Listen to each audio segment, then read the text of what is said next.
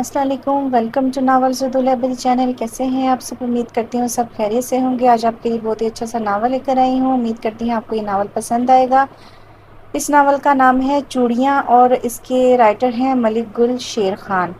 اس novel میں اگر پڑھنے میں کوئی بھی مسٹیک ہو تو اس کو اگنور کیجیے گا، اور اگر پھر بھی میرا ریڈنگ سٹائل پسند نہ آئے تو اس کو میوٹ کر کے ویڈیو کو دیکھ لیجیے گا۔ تو اس ناول کو اب شروع کرتے ہیں۔ چوڑیاں اس کی کمزوری تھی، وہ بچپن سے ہی چوڑیوں کی دیوانی تھی، اس لیے اس نے سب سے کہا تھا کہ ہر سال اس کی سالگرہ والے دن اسے جو بھی تحفہ دینا چاہے وہ بس کانچ کی چوڑیاں کا ہی دے۔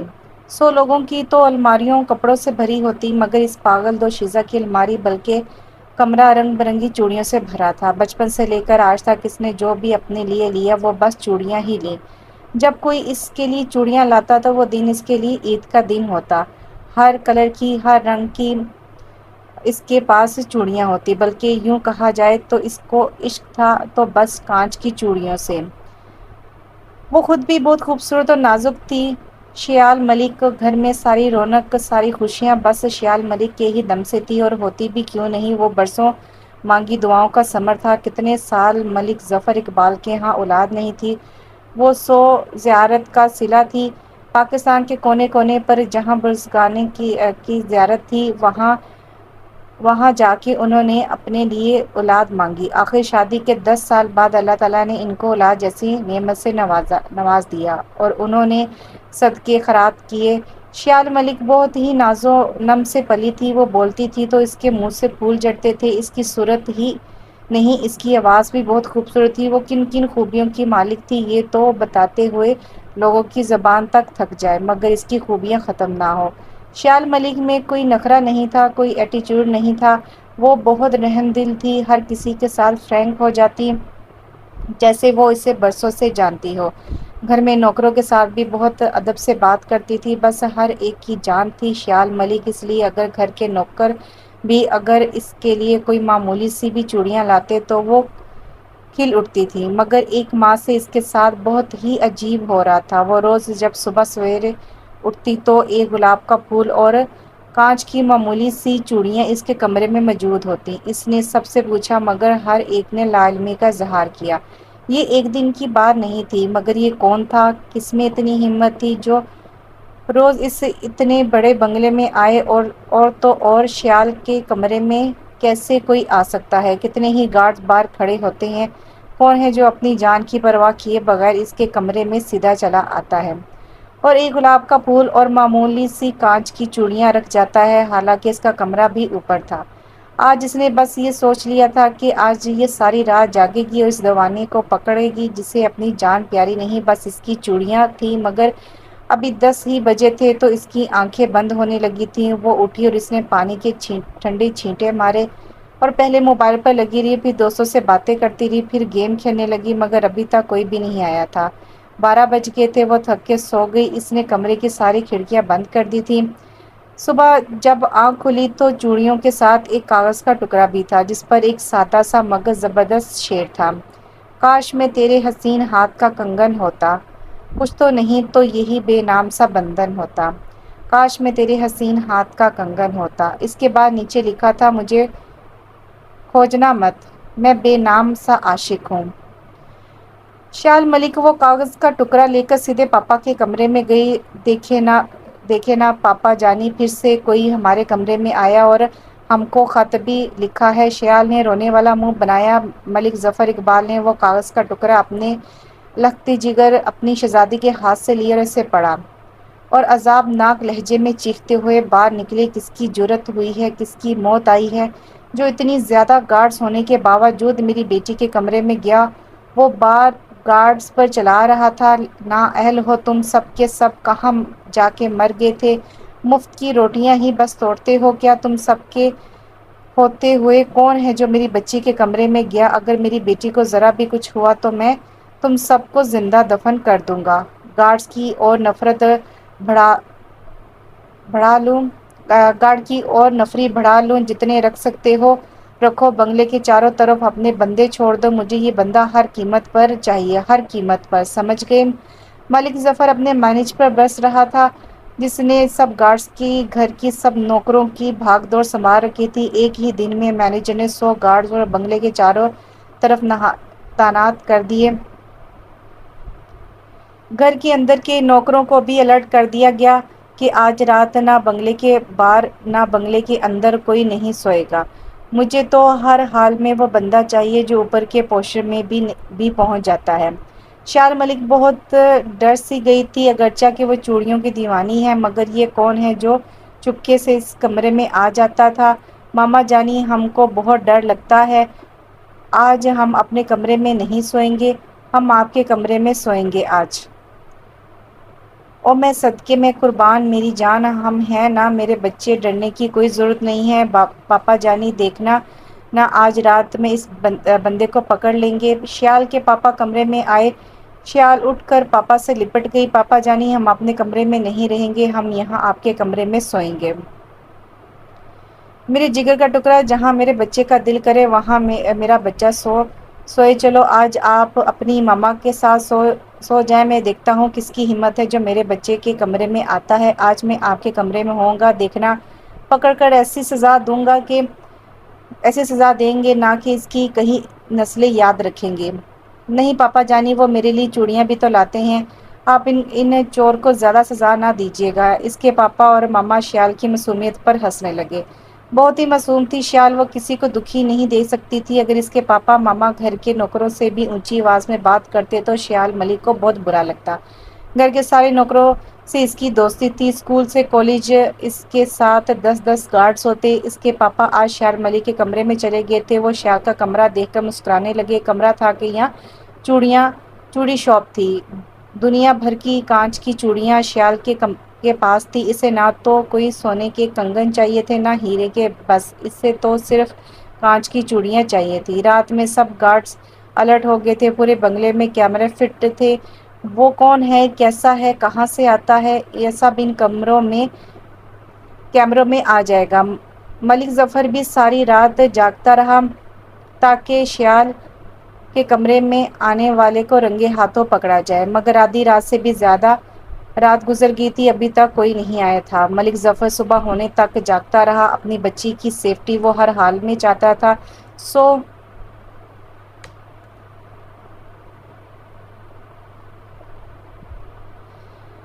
کوئی نہیں آیا، شاید اسے پتہ چل گیا تھا کہ اس نے آج ہر حال میں پکڑے جانا تھا، مگر یہ سب کی بھول تھی۔ جہاں پر شیال سو رہی تھی وہاں پر اس کے قریب ہی تو کانچ کی چوڑیاں اور پھر سے ایک خط پڑا تھا۔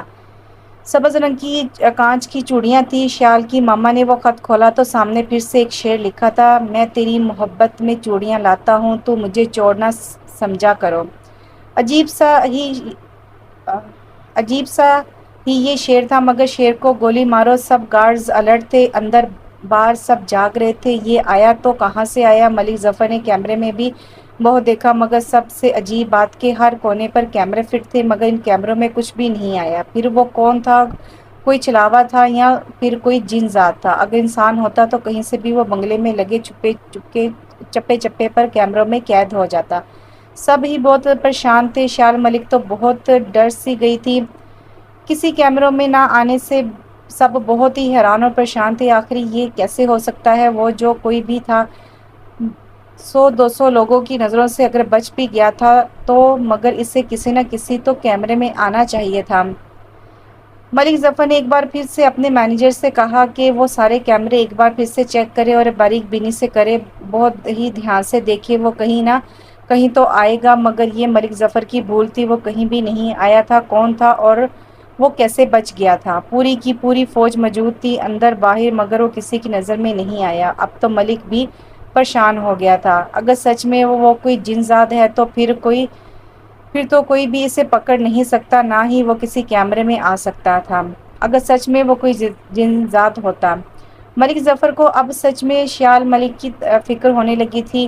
کچھ بھی تھا، اگر وہ کوئی جن ذات ہے تو وہ کہیں شیال ملک کو نقصان ہی نہ پہنچا دے۔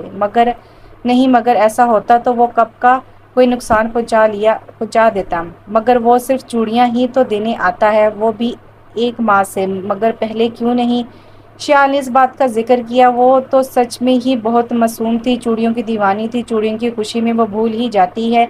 خود کو بھی، مگر اس کا دھیان بھی اس لیے اس بات پر نہیں گیا کیونکہ شیال ملک کے لیے گھر کے نوکر چاکر بھی کہیں بھی جاتے مگر واپسی پر شیال ملک کے لیے چوڑیاں لازمی لاتے تھے۔ اگر شیال کالج گئی ہو تو وہ اس کے کمرے میں رکھ دیتے تھے، اس وجہ سے اس کا دھیان کہیں اور نہیں گیا۔ مگر یہ تو دوسری بار ایسا ہوا کہ چوڑیوں کے ساتھ ایک خط بھی ہوتا ساتھ میں، جس میں شیال ملک کی نہ سمجھ آنے والا ایک شعر ضرور درج ہوتا۔ تب وہ کاغذ اٹھائے پاپا کے پاس چلی آئی، مگر افسوس کہ کوئی بھی اسے کھوج نہیں پایا۔ وہ سچ میں ایک گمنام سا عاشق تھا، مگر تھا کون؟ اس کا کوئی نام وغیرہ بھی تو درج نہیں ہوتا۔ اب شیال کے پاپا نے یہ فیصلہ کیا کہ یہاں پر ان کی بیٹی، ان کی جان جگر محفوظ نہیں، وہ اپنے دوسرے بنگلے میں شفٹ ہو جائیں گے آج، بلکہ ابھی کے ابھی۔ بڑے لوگوں کی بڑی باتیں، یہ تو 1 گھنٹے میں ملک چینج کر لیں۔ یہ تو پھر دوسرے شہر میں ان کا اس سے بھی بڑا بنگلہ تھا۔ وہ اپنی بیٹی اور بیوی کے ساتھ اسلام آباد سے لاہور شفٹ ہو گئے۔ ملک ظفر اقبال کے تقریباً 3-4 ایسے بنگلے تھے اور تھے وہ بھی پاکستان کے چند بڑے شہروں میں۔ وہ یہاں آ کر بھی ملک صاحب نے بنگلوں کے چاروں اور گارڈز رکھ لیے تھے۔ وہ اپنی بچی سے بہت محبت کرتا تھا، رات میں بھی وہ جاگتا رہتا اور بیٹی کے کمرے کے کتنے چکر لگائے تھے، اس کی تو نیندیں حرام ہو گئی تھی۔ بیٹی کی حفاظت سے بڑھ کر کچھ بھی نہیں تھا۔ گارڈز بھی چاروں طرف سے الرٹ کھڑے تھے اور ظفر کیمرے میں خود بھی چیک کر رہا تھا۔ ہاں، تھوڑی دیر بعد یہ وہم تھا یا سچ تھا، اس کا فیصلہ صبح ہوگا۔ صبح زان تک وہ جاگتا رہا، دیکھتا رہا، پھر وہ نماز ادا کر کے سو گیا۔ صبح تقریباً 10 بجے شیال ملک سبز رنگ کی چوڑیاں اور ہاتھ میں ایک کاغذ کا ٹکڑا لیے پاپا کے سامنے کھڑی تھی۔ ملک ظفر نے جلدی سے وہ کاغذ کا ٹکڑا لیا جس پر آج پھر سے ایک شعر درج تھا۔ شعر کچھ یوں لکھا تھا: تو خود کو تو چھوڑ گئی تھی مجھ میں، یہ تیرا جانا بھی کوئی جانا ہوا۔ ملک ظفر اس بات سے حیران تھا کہ اگر یہ کوئی انسان ہے تو وہ کیوں کر پکڑ میں نہیں آ رہا؟ اگر کوئی جن ذات ہے تو پھر اسے کیوں ضرورت پڑی تھی کچھ کانچ کی عام سی چوڑیاں اور ایک عدد خط کے ٹکڑے کی؟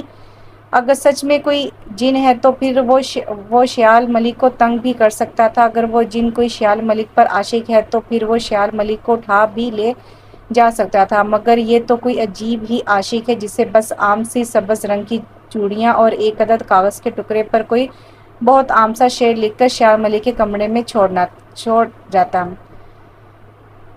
یہ تو ایک عجیب ہی مسئلہ بن گیا تھا، ایک نہ سمجھ آنے والا ایک مسئلہ۔ اب اس کو کیسے حل کیا جائے؟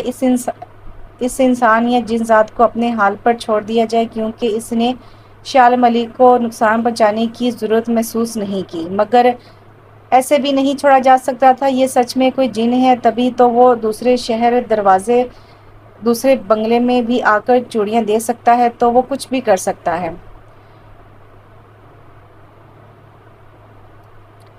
مینیجر، جو ملک ظفر اقبال کا ایک بہت پرانا وفادار تھا، اس نے کہا کہ ملک صاحب، یوں پریشان ہونے سے کچھ نہیں ہوتا۔ ہم سب کو اتنا تو اندازہ ہو گیا ہے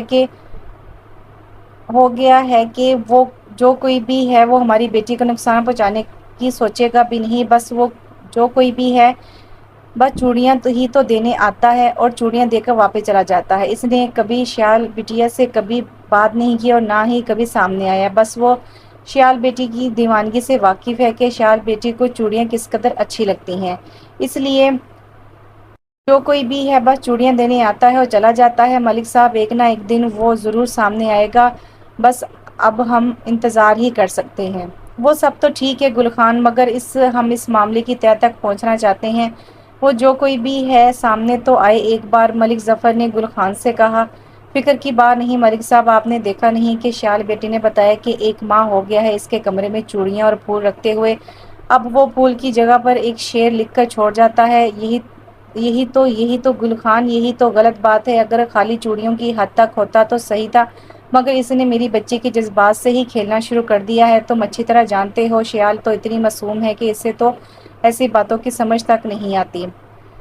پھر وہ جو کوئی بھی ہے یوں اس طرح کے شعر لکھ کر صحیح نہیں کر رہا، ہم ایسے چپ بھی نہیں بیٹھ سکتے۔ گل خان، اب یہ سارا معاملہ تم پر چھوڑتا ہوں، کیونکہ مجھے ایک بہت ہی انتہائی میٹنگ کے سلسلے میں 1-2 ماہ کے لیے UK جانا ہوگا۔ میری کل کی ٹکٹ بک کروا لو، میرا جانا بھی بہت ضروری ہے۔ مگر یہ معاملہ بھی ضروری ہے، میں اسے تمہارے حوالے کرتا ہوں، میری واپسی تک تم اسے ہینڈل کرو گے اور مجھے پل پل کی خبر دو گے۔ جی ملک صاحب، آپ بالکل بھی فکر نہ کریں، میں سنبھال لوں گا اور آپ کو پل پل کی خبر کی رپورٹ کروں گا۔ اس کے بعد ظفر ملک شیال کے کمرے میں گیا۔ کیا ہو رہا ہے مائی پرنسس؟ شیال اٹھ کر پاپا کے گلے لگ گئی۔ کچھ نہیں پاپا جانی، ہم یہ چوڑیاں دیکھ رہے تھے جو کل رات کو وہ چور بھائی صاحب چھوڑ گئے ہیں، کتنی خوبصورت ہے نا پاپا جانی؟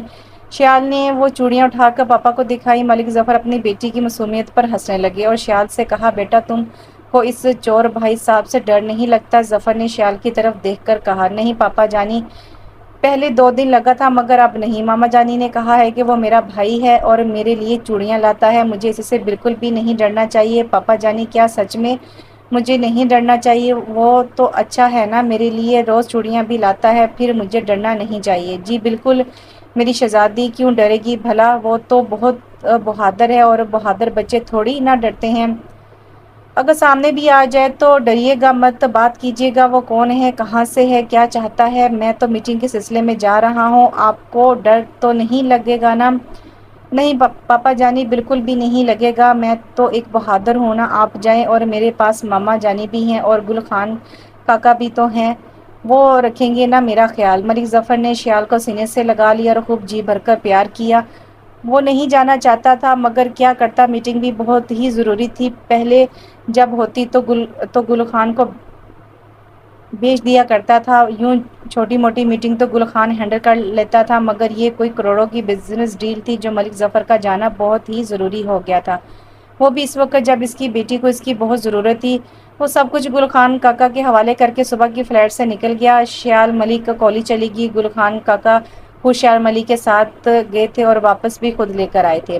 وہ کھانا وغیرہ کھا کے کچھ دیر ماما کے پاس بیٹھی اور پھر وہ چوڑی کمرے میں آ گئی۔ وہ رنگین چوڑیاں دیکھ دیکھ کر بہت ہی خوش ہوتی تھی۔ کل رات جو چوڑیاں چور دیوانہ لے کر آیا تھا، شیال ملک انہی چوڑیوں کو دیکھ رہی تھی، بار بار کبھی ایک ہاتھ میں لیتی تو کبھی دوسرے ہاتھ میں لے کر چیک کرتی۔ سبز رنگ کی چوڑیاں ہوتی تھیں، وہ سوچنے لگی کہ وہ سبز رنگ ہی کیوں لاتے ہیں، لگتا ہے چور کو گرین کلر بہت پسند تھا۔ رات میں گل خان سارے گارڈز کو الرٹ کر دیا تھا کہ وہ بہت ہی دھیان سے رہے گا، چاروں طرف دھیان ہونا چاہیے، کس طرف سے کون آتا ہے کیا پتا آج آئے یا نہ آئے، پھر آئے۔ شیال رات کا کھانا کھا کر اپنے کمرے میں آئی اور پاپا سے بات کرنے لگی۔ کافی دیر باپ بیٹی بات کرتے رہے، پھر 10 بجے تک شیال نے سونے کی تیاری کی، وہ کپڑے چینج کر کے سو گئی۔ رات تقریباً 1-2 کا وقت ہوگا، شیال کی آنکھ کچھ چیز گرنے کی وجہ سے کھل گئی۔ اس نے لائٹ جلائی اور دیکھا اس کی سائڈ ٹیبل پر ہرے رنگ کی چوڑیاں اور ایک کاغذ پڑا ہوا تھا۔ شیال نے وہ جلدی سے کاغذ اٹھا کر کھولا تو وہی ایک شعر درج تھا، مگر شعر کے نیچے بھی کچھ لکھا تھا۔ شیال نے بڑی اونچی آواز سے اگر ڈر نہ لگے آپ کو تو میں حاضر ہو جاؤں، مگر پکارے گی جب آپ مجھے اونچی آواز میں یہ کہہ کر کہ اے آدمزاد سامنے آؤ میرے، میں دیکھنا چاہتی ہوں وہ دیوانہ کون ہے۔ میں آ جاؤں گا سامنے آپ کے، مگر التجا اتنی سی ہے کہ مجھ سے ڈر کر نہ بات کیجیے گا، بس آپ کا دیوانہ۔ شیال نے وہ خط بار بار پڑھا۔ پہلے اس نے سوچا کہ ماما کو جا کے دکھا دے، مگر پھر پاپا کی بات یاد آ گئی کہ اسے ڈرنا نہیں ہے، بات کرنی ہے، جاننا ہے کہ وہ کون ہے۔ شیال ملک کچھ دیر سوچتی رہی اور پھر اونچی آواز میں بولی، آپ جو بھی ہو، کوئی چور بھائی صاحب سامنے آئیں اور بات کریں، آپ آدم زاد ہو یا جن زاد ہو۔ اتنے میں کھڑکی کا پردہ ہلنے لگے اور کچھ دیر بعد پردے کے پیچھے سے ایک جوان نکلا جس کی آنکھیں گرین تھیں۔ شیال ملک حیرانگی کے ساتھ اس نوجوان کو دیکھنے لگی۔ اس نے اپنی پوری زندگی میں کوئی ایسا لڑکا نہیں دیکھا تھا، اگر کوئی اور لڑکی ہوتی تو وہ پہلی ہی نظر میں دیوانی ہو جاتی، مگر یہ تو شیال ملک تھی، بس صرف چوڑیوں کی دیوانی، اس سے اور کسی سے کوئی مطلب نہیں تھا۔ سادگی اور معصومیت اس پر آ کر ختم ہو جاتی تھی، کیونکہ وہ تو سو زیارت کی مانگی گی انمول تحفہ تھی۔ وہ لڑکا چل کر اس کے قریب آیا اور ایک بڑی سی شال میں اس نے خود کو لپیٹ رکھا تھا۔ اس کی آنکھیں سبز رنگ کی تھی، بال سنہرے گھنگریلے تھے اور آنکھوں میں ایک عجیب سی چمک تھی۔ پاؤں میں بھی زری کی سنہری چپل اور بلیک رنگ کی شلوار قمیض میں وہ کسی اور ہی دنیا کا شہزادہ لگ رہا تھا۔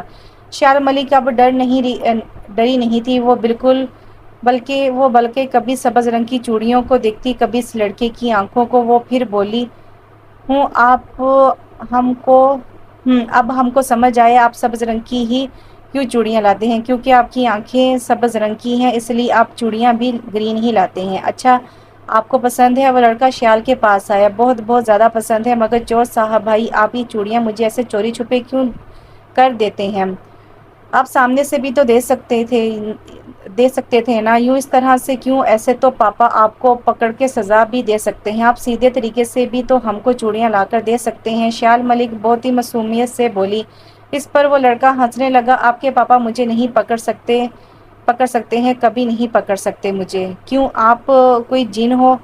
آپ ایسے کیسے میرے کمرے میں آ جاتے ہیں، اور آپ کیمرے میں بھی کیوں نہیں آتے؟ مجھے لگتا ہے ایسا کہ آپ سچ مچ میں کوئی جن ہو۔ وہ مسکراتے ہوئے بولا، نہیں میں جن نہیں ہوں، میں ایک عام سا لڑکا ہوں، بس سب کی نظروں سے بچ کر صرف آپ کو چوڑیاں ہی تو دینے آتا ہوں، کیونکہ آپ کو چوڑیاں بچپن سے ہی بہت پسند ہے، اس لیے مگر آپ ہو کون، اور آپ آتے کیسے ہو یہاں پر میرے کمرے میں؟ اور اندر باہر اتنے گارڈز ہیں کہ میں تو بس آ جاتا ہوں نا۔ پر مجھے بتائے نا آپ کو چوڑیاں کیسے لگتی ہیں جو میں لاتا ہوں؟ بہت ہی زبردست، مجھے تو بہت اچھی لگتی ہیں چوڑیاں، مگر آپ بتائیں نا آپ آتے کیسے ہیں؟ کیونکہ پاپا جانی نے مجھ سے کہا تھا کہ جب میری چور مطلب آپ سے بات ہو تو ہم کو ڈرنا نہیں ہے، بلکہ آپ سے پوچھنا ہے کہ آپ آتے کیسے ہو۔ شیال ملک کے بچکانا سوال پر وہ ہنسنے لگا۔ سچ میں آپ بہت معصوم ہو شیال ملک، وہ لڑکا بولا۔ نہیں نا، آپ مجھے بتائیں نا آپ جن ہو یا آدمزاد ہو؟ شیال نے پھر سے سوال کیا اس سبز آنکھوں والے لڑکے سے۔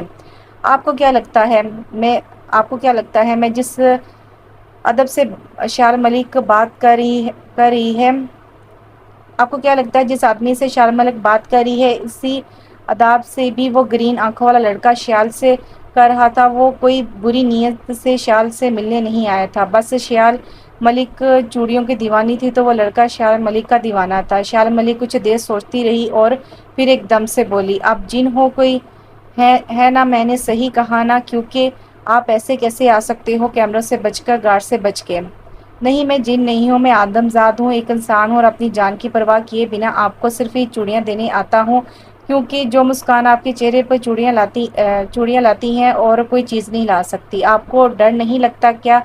اگر آپ پکڑے گی اور آپ کو گولی لگ گئی تو آپ تو مر جائیں گے نا، اور پھر مجھے چوڑیاں کیسے دیں گے آپ؟ شیال ملک کا ہر سوال ہی بہت معصومانہ ہوتا تھا۔ وہ پھر سے مسکرانے لگا۔ شیال کے سوالات سے، یہ دیوانگی عشق ہے، یہ ہم کو کبھی مرنے نہیں دے گی۔ اس لڑکے نے ایک اشعار پڑھا جو شیال کو سمجھ میں نہیں آیا، اور پھر ایک سوال کر ڈالا چور بھائی سے، یہ دیوانگی عشق کیا ہوتا ہے؟ شیال ملک بھی عجیب ہی تھی، چور بھی کہا، بھائی بھی بولا، اور اداب میں صاحب بھی بول دیا۔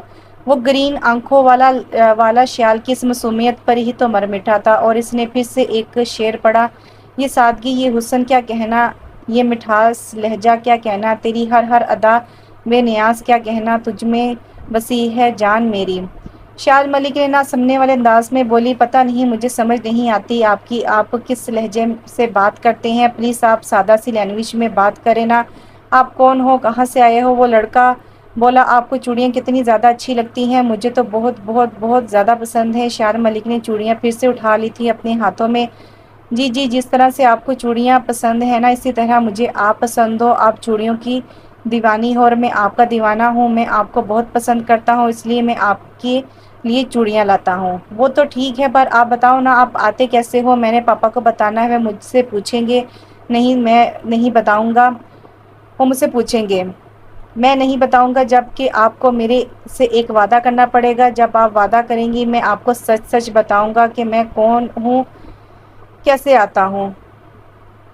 کیسا وعدہ چاہتے ہو آپ؟ شیال ملک نے چوڑیاں نیچے رکھی۔ وہ لڑکا کچھ سوچتے ہوئے بولا کہ پہلے آپ وعدہ کرو کہ آپ کسی کو نہیں بتاؤ گے، ہماری اس ملاقات کا کسی سے ذکر نہیں کرو گی۔ میں آپ کے کمرے میں آپ سے ملنے آیا تھا، نہ پاپا سے نہ ماما سے، اس لڑکے نے شیال سے کہا۔ نہیں میں یہ وعدہ نہیں کر سکتی، یہ چیٹنگ ہے پاپا کے ساتھ۔ پاپا نے مجھے کہا کہ جب کبھی آپ سے چوڑیاں رکھنے آئے اور پھر میں آپ کو دیکھ لوں تو میں آپ سے ڈروں نہیں، میں آپ سے بات کروں اور آپ سے پوچھ لوں کہ آپ کون ہو اور آپ کہاں سے آتے ہو۔ شیال ملک نے انکار کر دیا۔ تو پھر ٹھیک ہے، میں آپ کو نہیں بتاؤں گا کہ میں کون ہوں، اور دیکھیے گا ایک رات چوڑیاں لاتے ہوئے میں پکڑا جاؤں گا، پھر آپ کے بابا مجھے مار دیں گے، یا پھر گارڈز میں سے کوئی مجھے گولی مار دے گا اور میرا خون آپ کے سر ہوگا۔ میں اپنا خون آپ کو کبھی معاف نہیں کروں گا۔ اچھا کیا سچ میں ایسا کرو گے آپ؟ شیال ملک کو وہ لڑکا بلیک میل کرنے لگا۔ چلو پھر صحیح ہے، میں پاپا کو نہیں بتاؤں گی۔ آپ میرے کمرے میں آئے تھے اور ہماری بات ہوئی تھی۔ ڈیٹس گڈ گرلز، بہت اچھی بات ہے، آپ کسی سے ذکر نہ کیجیے گا، میں روز آؤں گا اور آپ کے لیے چوڑیاں لاؤں گا۔ اچھا اچھا نا آپ تو بتائیں نا آپ کون ہو؟ شیال ملک تھک کر بولی۔ 1 گھنٹہ گزر گیا تھا مگر ابھی تک اس نے اپنے بارے میں کچھ نہیں بتایا تھا اور اوپر سے شیال کو بہت نیند بھی پھر سے آنے لگی تھی۔ اب بتائیں نا آپ کون ہو؟ نام تک نہیں بتایا ابھی تک مجھے اور میرا نام جانتے ہو آپ؟ میں ایک پٹھان ہوں اور آپ کو بچپن سے جانتا ہوں۔ بچپن سے آپ کو چوڑیوں سے عشق تھا۔ میں پہلے اس ملک میں نہیں تھا، میں دبئی تھا، اب بھی 1 ماہ ہی ہوا ہے مجھے آئے ہوئے۔ آپ کا شوق، آپ کی دیوانگی ویسے ہی ہے جیسے بچپن میں تھی۔ مجھے سسپینس بہت اچھا لگتا ہے، اس لیے میں عجیب طریقے سے آپ کے لیے چوڑیاں لاتا تھا۔ مجھے پتا ہے ایسے میری جان بھی جا سکتی ہے مگر جو جان میں آپ پر ہار گیا وہ تو پرواہ نہیں مجھے۔ یہ جو باتیں کر رہا تھا یہ شیال ملک کی سمجھ میں بالکل نہیں آ رہی تھی، وہ سمجھنے کی بس کوشش کر رہی تھی۔ میرا نام میر ہادی ہے اور میں گل خان کا بیٹا ہوں۔ اور تیری گل خان کاکا کا بیٹا ہو؟ مجھے پہلے کیوں نہیں بتایا؟ شیال کو وہ بچپن یاد آ گیا جب میر ہادی شیال کے لیے چوڑیاں لاتا تھا، جہاں کہیں بھی جاتا تو وہاں سے لازمی لے کر آتا تھا اور کبھی دونوں میں لڑائی جھگڑا ہوتا تو میر ہادی وہ چوڑیاں توڑ بھی دیتا تھا۔ آپ کب آئے ہو دبئی سے؟ شیال ملک خوش ہوتے ہوئے بولی۔ اور بولا نا 1 ماہ ہو گیا ہے مجھے آئے ہوئے۔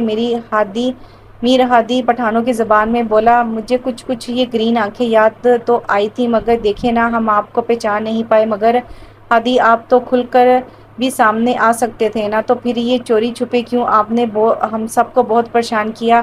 گل خان کاکا سب جانتے تھے کہ وہ آپ ہی ہو جو رات میں میرے لیے چوڑیاں رکھ جاتے ہو۔ شیال کو بہت حیرانگی ہوئی اس بات سے۔ ہاں نا بابا کو ہم نے قسم دیا تھا کہ وہ میرا پورا ساتھ دیں گے، اس واسطے تو ہم کبھی کیمروں میں نہیں آیا کیونکہ بابا جان پہلے ہی مجھے کیمروں سے کٹ کر دیتے تھے۔ وہ بھی بہت خفا تھے مگر ہم نے بابا جان کو قسم دیا تھا کہ وہ نہیں بتائیں گے، وہ اندر آنے میں بھی ہماری بہت مدد کرتے تھے۔ مگر ہادی یہ بات تو اچھی نہیں ہے نا، ہم تو حیران ہیں کہ گل خان کاکا نے بھی ہم کو کچھ نہیں بتایا۔ اب پاپا کو پتہ چلے گا تو وہ کیا سوچیں گے؟ آپ نے اچھا نہیں کیا۔ میر ہادی نے اپنے کان پکڑے۔ اچھا نا بابا معاف کر دو نا یار، تم تو مجھے بچپن سے ہی جانتی ہو نا، میں بس ایسا ہی ہوں، جب تک کہ کچھ الگ نہ کروں چین ہی نہیں پڑتا مجھے۔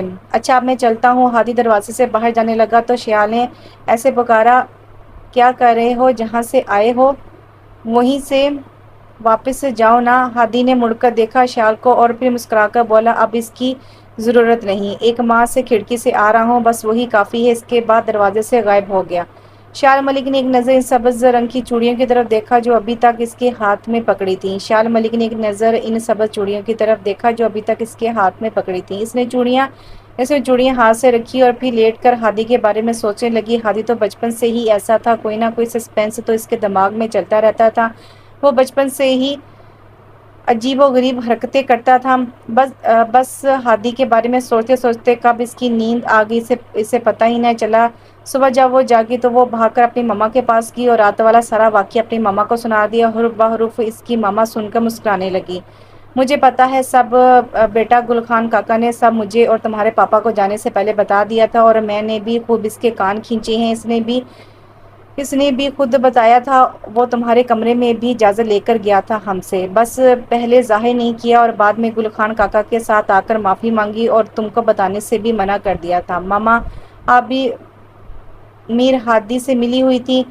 شیال ملک روٹھ گئی تھی اور ماما نے اسے بازو میں بھر لیا تھا۔ میرا بچہ تم تو اچھے سے جانتی ہو نا میر ہادی کو کتنا ضدی ہے، کوئی نہیں سنتا وہ کسی کی بھی، بس اس نے ہم سب کو قسم دی تھی کہ ہم اس کا ساتھ دیں۔ بیٹا تم جانتی ہو نا کہ میر ہادی ہمارے لیے اتنا ہی اہم ہے جتنی تم ہو، وہ ہم اس کی کوئی بات ٹال نہیں سکتے۔ گل خان کاکا تمہارے پاپا کا مینیجر ہی نہیں، میرا بھائی بھی ہے اور میر ہادی میرا بھتیجا ہے، بس اس نے ہم سب کو قسم دی تھی کہ ہم تم کو کچھ بھی نہ بتائے۔ وہ دیکھنا چاہتا تھا کہ تم اب بھی ویسی ہو ڈرپوک سی چوڑیوں کی دیوانی۔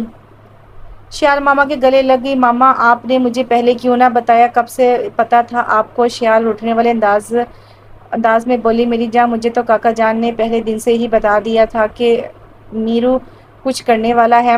وہ جب بھی آتا ہے بس طوفان ہی بن کے آتا ہے۔ یہ 4-5 دن سے تو اس نے بھگدڑ مچا دی تھی۔ جب تمہارے پاپا کو پتا چلا تو انہوں نے بہت ڈانٹا تھا میر ہادی کو کہ یہ کیا آتے ہی آنکھ مچولی کھیلنے لگے ہو، پوری فوج کو ہی الرٹ کر دیا تھا اس نے، مگر میں نے انہیں سمجھا لیا تھا کہ بچہ ہے اور وہ شروع سے ہی ایسا ہے۔ ویسے بھی وہ کوئی غیر نہیں تھا، ہر بات مجھے بتاتا تھا، میں ہی چپ تھی۔ چلو دیکھتے ہیں ماما، اگر مجھے کچھ ہو جاتا تو میں ڈر جاتی، تو میں نے اس میرو کو نہیں چھوڑنا تھا۔ شیال میر ہادی سے جب خفا ہوتی تو اسے میرو میرو کہتی، جو میر ہادی کو بہت ہی برا لگتا تھا۔ شیال کا میرو کہنا سب ناشتے پر آئے تو میر ہادی نے خوب شیال ملک کو تانے مارے کہ بزدل ڈرپوک۔ شیال ملک روٹ کر اپنے کمرے میں چلی گئی۔ میر ہادی، تم نے میری شہزادی کو خفا کر دیا، تم جانتے ہو اچھے سے ہماری جان بستی ہے شیال میں، جاؤ اب جا کے مناؤ اسے۔ پھوپھو جان آپ فکر نہ کریں، وہ دل کی بہت صاف ہے، اس کا بس ایک پل کا ہی روٹنا ہوتا ہے، دیکھیے گا بھول جائے گی۔ سو تو ہے ہادی بیٹا، شیال بس کسی سے خفا نہیں رہ سکتی۔ ویسے پھوپھو شکر ہے آپ نے کبھی میرے بارے میں کبھی اس سے بات نہیں کی، ورنہ مزہ کیسے آتا اسے ستانے کا، تنگ کرنے کا۔ میر ہادی ہنستے ہوئے بولا۔ اگلی صبح شیال ملک کالج کے لیے تیار ہوئی تو میر ہادی نے کہا کہ وہ کسی گارڈ کے ساتھ نہیں جائے گی، میں خود اسے چھوڑ کر آؤں گا۔ وہ روز شیال کو کالج چھوڑنے کے لیے جانے لگا۔ کالج کی لڑکیاں بھی شیال ملک پر رکش کرنے لگی کہ کیا کچھ نہیں تھا اس کے پاس، سونے کا چمچ لے کر پیدا ہوئی تھی، دولت کی ریل پل تھی، مگر غرور نام کی کوئی چیز نہیں تھی۔ اور جب سے میر ہادی آیا تھا اسے کالج میں چھوڑنے، تب تو وہ اور ہی 4 چاند لگ گئے تھے اسے۔ سبز آنکھوں والا ہینڈسم جوان، وہ تو شہزادہ تھا، ہر لڑکی کے خوابوں کا۔ کالج کی لڑکیاں شیال کو میر ہادی کے نام سے چھیڑنے لگی تھی۔ پہلے تو اس کی سمجھ میں نہیں آیا، مگر جب محبت کے بارے میں سنتی اس کے دل میں بھی ہلچل سی ہونے لگی۔ اسے میر ہادی کا ساتھ اب اچھا لگنے لگا تھا۔ اس کے دل کے کسی کونے میں میر ہادی نے جگہ بنا لی تھی اور وہ دل ہی دل میں میر ہادی سے محبت کرنے لگی تھی۔ پہلے وہ ان جذبات سے بے خبر تھی، مگر جب سے اسے میر ہادی کالج میں چھوڑنے جاتا تب اس کی دوستیں اس کی قسمت پر رکش کرتی اور اسے میر ہادی سے مسنون کرنے لگی۔ شیال ملک کے دل میں دن بہ دن میر ہادی جگہ بنانے لگا۔ وہ لکھے خط اور شاعری، وہ چوڑیاں، سب اس کی جان بننے لگی، اور میر ہادی نے تو پہلے ہی اظہار بھی کر دیا تھا کہ وہ اس کا دیوانہ ہے۔ بس اس نے جو چاہا وہ اس سے ملا۔ اسے پورا یقین تھا کہ میر ہادی اسی کا ہے، ماما پاپا کو کوئی اعتراض نہیں ہوگا، اور یہ سچ بھی تھا۔ میر ہادی بہت خوبصورت اور اچھے اخلاق والا گھر کا بچہ تھا، اور گھر کی بیٹی گھر میں ہی رہے گی، مگر یہ سب بھولتی ہر فیصلہ شیال ملک کے حق میں ہو ضروری تو نہیں۔ باقی سب تو راضی ہو گئے تھے، مگر جب میر ہادی تک یہ بات پہنچی تو شوق ہو گیا۔ رات میں وہ شیال کے کمرے میں گیا، شیال چوڑیوں کے ساتھ ہی لگی ہوئی تھی۔ ہادی کو دیکھتے ہی وہ چوڑیاں چھوڑ کر کھڑی ہو گئی۔ میرو اندر آؤ نا، دروازے پر ہی کیوں کھڑے ہو گئے ہو؟ شیال نے میر ہادی سے بہت گہری سوچوں میں گم تھا۔ ہادی اندر آؤ نا، کیا بات ہے، کیوں خاموش ہو؟ شیال مجھے تم سے بہت ضروری بات کرنی ہے۔ ہادی اندر آ گیا۔ ہاں کہو نا، کیا بات ہے؟ شیال کا دل دھڑکنے لگا۔ شیال آپ کو پتا ہے گھر میں کیا چل رہا ہے؟ میر ہادی نے شیال سے پوچھا، اور شیال سب جانتی تھی مگر انجان بن کر پوچھنے لگی، مجھے تو نہیں پتا کیا چل رہا ہے۔ پھپھو اور بابا ہمارے رشتے کی بات کر رہے ہیں آپس میں، تو اس میں کیا ہے؟ شیال ملک لاپرواہی سے بولی۔ شیال میری بات کو پہلے غور سے سنو اور پھر سے سمجھو۔ شیال کو پکڑ کر صوفے پر بٹھایا ہادی نے۔ شیال حیران تھی۔ مجھے یہ شادی نہیں کرنی، میں کسی اور سے وعدہ کر چکا ہوں، میں کسی اور کا ہو چکا ہوں۔ شیال میں کسی اور سے محبت کرتا ہوں۔ قریب کوئی جیسے دھماکہ ہوا، شیال ملک کے کانوں میں جیسے کسی نے سیسا اونڈیل دیا ہو۔ ایسا کیسے ہو سکتا ہے؟ وہ شاعری، وہ چوڑیاں، وہ اظہار محبت، وہ سب کیا تھا؟ شیال پر تو جیسے آسمان ہی ٹوٹ پڑا تھا۔ اگر کسی اور سے ہی کرنی تھی تو اس کے دل میں کیوں پیار جگایا، کیوں اسے محبت کے لفظ سے روشنا کروایا؟ وہ تو محبت کے معنی تک نہیں جانتی تھی، وہ تو محبت کی الف بے سے بھی واقف نہیں تھی۔ اس کی زندگی میں تو بس چوڑیاں ہی تھیں، مگر جب سے اسے ہادی سے محبت ہوئی تھی تب سے اس کی دیوانگی چوڑیوں سے کم پڑ گئی تھی۔ بس ہر جگہ اب تو میر ہادی ہی تھا۔ شیال تم سن رہی ہو نا میں کیا کہہ رہا ہوں؟ میں پھپھو سے بہت محبت کرتا ہوں، اور بچپن سے آج تک کبھی ان کی کوئی بات رد نہیں کی۔ میں نے اب جو کرنا ہے تم نے کرنا ہے۔ شیال ہم بچپن سے اچھے دوست تھے، بس تم میری دوستی کی لاج رکھو گی نا پلیز؟ تم خود اپنے ماما پاپا سے کہو گی کہ تم یہ شادی نہیں کرو گی؟ پلیز شیال، میں اب کسی اور سے محبت کرتا ہوں۔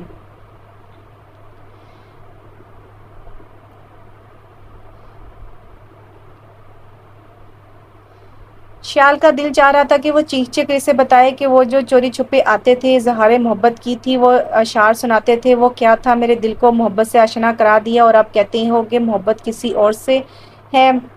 شیال ملک بہت ہی ٹینس تھی، یہ میر ہادی ایسا کیوں کر رہا تھا؟ پھر اس کے دل میں خیال آیا کہ شاید میر ہادی کچھ پھر سے سسپینس کرنا چاہتا ہو، کیونکہ ایسا ہو ہی نہیں سکتا کہ وہ شیال ملک کو ریجیکٹ کرے۔ وہ یہ سوچ کر کچھ مطمئن سی ہو گئی تھی، مگر نہ جانے کیوں دل کو ایک دھڑکا لگا ہوا تھا۔ بچپن سے لے کر آج تک جو اس نے چاہا وہ اس سے ملا، ہر قیمت پر، ہر حالت پر۔ یہ ہو ہی نہیں سکتا کہ ہادی سے انکار کرے۔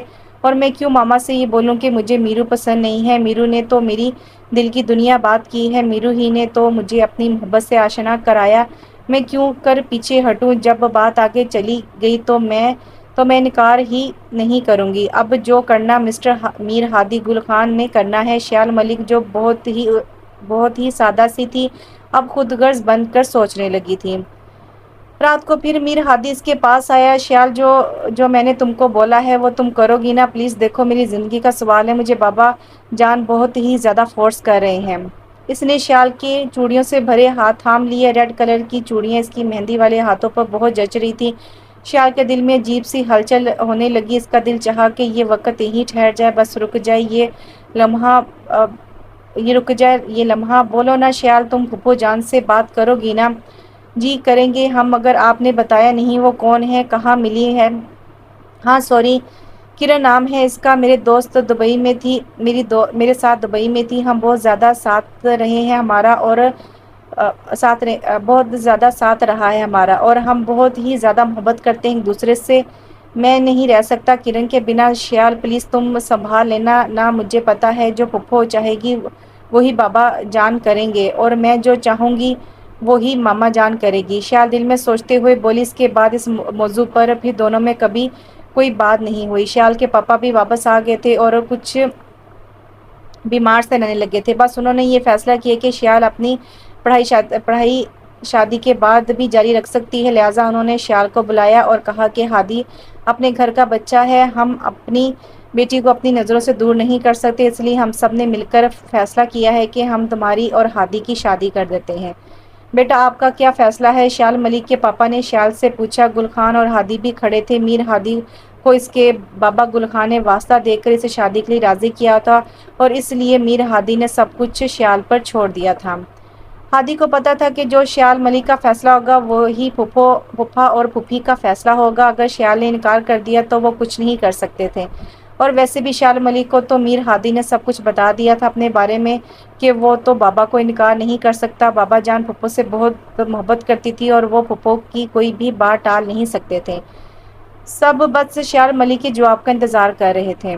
بولو بیٹا، آپ جو فیصلہ کرو گے ہم ویسا ہی کریں گے، ہم آپ پر اپنی مرضی نہیں تھوپیں گے، جیسا ہماری شہزادی چاہے گی ہم ویسا کریں گے۔ ہادی گھر کا ہی بچہ ہے اور پاپا کا خیال ہے کہ بہت جلد دھوم دھام سے یہ شادی کرے، باقی آپ جو چاہیں جیسا چاہیں۔ سب نے شیال ملک کی طرف دیکھا۔ شیال دل ہی دل میں بہت خوش ہوئی، جیسا کہ ہادی سوچ رہا تھا کہ شیال انکار کر دے گی اور کوئی بات میر ہادی پر نہیں آئے گی، وہ اپنے بابا کی نظروں میں بھی ذلیل نہیں ہوگا، کیونکہ اگر وہ خود انکار کرتا تو اس کے بابا تو جیتے جی مر جاتے، کیونکہ وہ اتنے سالوں سے اس گھر کا نمک کھا رہے تھے، وہ نہیں چاہتے تھے کہ وہ اپنی بہن کی نظروں میں گر جائے۔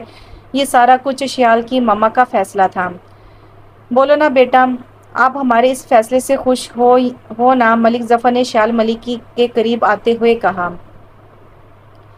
شیال ملک نے ایک نظر میر ہادی کو دیکھا اور اس نے اسے اشارہ کیا کہ بول دو مجھے یہ شادی نہیں کرنی ہے۔ پھر شیال ملک نے سر جھکا کر کہا، ماما پاپا مجھے آپ کا یہ فیصلہ منظور ہے، میں میر ہادی سے شادی کرنے کے لیے تیار ہوں۔ شیال ملک نے بڑی معصومیت سے کہا اور پھر بھاگ کر اپنے کمرے میں چلی گئی۔ میر ہادی اس بات کے لیے تیار نہیں تھا، وہ تو جیسے کوئی دھماکہ گر گیا تھا، اس پر ہادی کو یہ توقع نہیں تھی کہ وہ ایسا بھی کرے گی۔ ملک ظفر نے میر ہادی کو گلے لگا لیا تھا، اس کے بعد سب باری باری ہادی کے گلے لگے، اور میر ہادی کا تو دل بس یہ چاہ رہا تھا کہ وہ جائے اور جا کر شیال ملک کا قتل کر دے یا پھر خودکشی کر لے۔ اگر بابا نے اسے مجبور نہیں کیا ہوتا تو وہ یہاں سے بھاگ جاتا، مگر وہ قرض دار تھا ملک ظفر کا اپنے بابا کا۔ وہ چھوٹا تھا تو اس کو دبئی بھیج دیا تھا اعلیٰ تعلیم کے لیے، اور وہاں سے پڑھ کر آیا تھا۔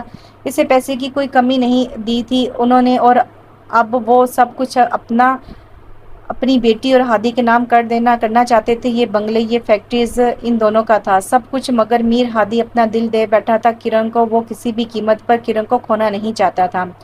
ہادی کو شیال سے اس بات کی امید نہیں تھی، جو وہ کر گئی تھی اس سے یقین تھا کہ شیال وہ کرے گی جو میر ہادی چاہے گا، مگر یہ تو سب شیال نے الٹ کر دیا تھا۔ وہ غصے سے بھرا شیال کے کمرے میں گیا۔ شیال اپنی رنگ برنگی چوڑیوں میں بہت مگن تھی، اسے ہادی کے آنے کا بھی پتہ نہ چلا۔ ہادی نے غصے سے شیال کے بازو سے پکڑ کے اسے اپنی طرف موڑا، اور اسی ہڑبڑائی میں شیال کے ہاتھ سے چوڑیاں گر کر ٹوٹ گئیں، جو شیال کو بہت برا لگا۔ اگر ہادی کی جگہ پر کوئی اور ہوتا تو نہ جانے شیال کیا کرتی، مگر یہ ہادی تھا، میر ہادی۔ شیال نے گھور کر ہادی کی طرف دیکھا۔ میرو، یہ کون سا طریقہ ہے بات کرنے کا؟ تم کو تمیز نہیں ہے؟ تمیز تم مجھے سکھاؤ گی؟ اب تمیز؟ اور جو تم باہر کر کے آئی ہو وہ کیا تھا؟ سب میں نے تم سے کیا کہا تھا؟ تمہاری سے چھوٹی سی سمجھ میں کچھ نہیں آیا؟ ہادی نے ابھی تک شیال کو بازو سے زور سے پکڑا ہوا تھا۔ میرو، مجھے چھوڑو، درد ہو رہی ہے میرے بازو۔ شیال نے اپنا بازو چھڑا لیا۔ میں نے وہ کیا جو مجھے کرنا چاہیے تھا۔ میں ماما پاپا کا مان ہوں، اور انہوں نے کچھ سوچ کے ہی یہ فیصلہ کیا ہوگا۔ میں ان کا مان نہیں توڑ سکتی۔ تم چاہتے ہو کہ تم ماما پاپا اور گل کاکا کی نظروں میں مہان بن جاؤ اور میں ان کی نظروں میں گر جاؤں؟ کیوں؟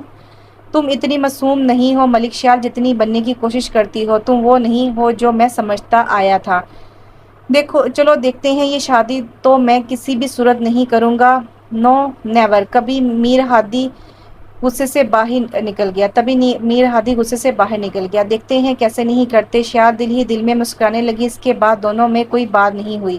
میر ہادی نے اپنے بابا سے بات کی تو اس کے بابا نے بہت ہنگامہ کھڑا کر دیا۔ اس پر بھی میر ہادی نہیں مانا تو گل خان نے کہا کہ نکل جاؤ میری زندگی سے، تم بیٹے کہلانے کے بھی لائق نہیں ہو۔ آج کے بعد تم یہ سمجھ لو کہ تمہارا باپ مر گیا۔ گل خان کی اس بات پر میر ہادی تڑپ ہی تو گیا تھا۔ بابا جان، ایسا نہ کہیں پلیز، میرا آپ کے سوا اور کوئی نہیں ہے۔ ماں باپ دونوں کا رشتہ آپ نے نبھایا ہے، اچھا صلہ دے رہے ہو میرے بچے، میری وفاؤں کا۔ میں نے کیا منہ لے کر اپنی بہن سے یہ کہوں گا کہ یہ رشتہ ہم نہیں کریں گے، کیونکہ میرا بیٹا جو ایک غیر